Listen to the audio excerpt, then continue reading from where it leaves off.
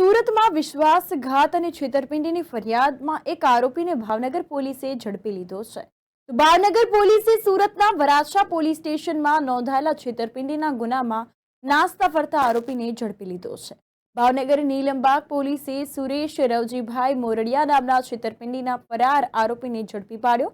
તો સુરતના વરાછા પોલીસ સ્ટેશનમાં અશ્વિન ઉર્ફે ભોલા ઘનશ્યામભાઈ નરોલાએ એવા મતલબની ફરિયાદ 27 એપ્રિલ 2024ના રોજ નોંધાવી હતી અને મૂળ ભાવનગરમાં તેમના બાળપણના મિત્રો અલ્પેશ રવજીભાઈ મોરડિયા અને સુરેશ રવજીભાઈ મોરડિયા કે જેઓ સુરતમાં હીરાના મોટા પાયે વ્યવસાય કરતા હતા અને તેમની ભલામણ બાદ તેમને કહેવામાં આવ્યા પ્રમાણે તેમની સાથે 2017માં હીરાની લેતી દેતીનો સુરતમાં વ્યવહાર શરૂ કર્યો હતો. 2017માં 3511.50 કેરેટ કિંમતે રૂપિયા જે છે તેના હીરા આપ્યા હતા અને તે બાદ કિંમત આજ દિન સુધી તેની આપવામાં નથી આવી.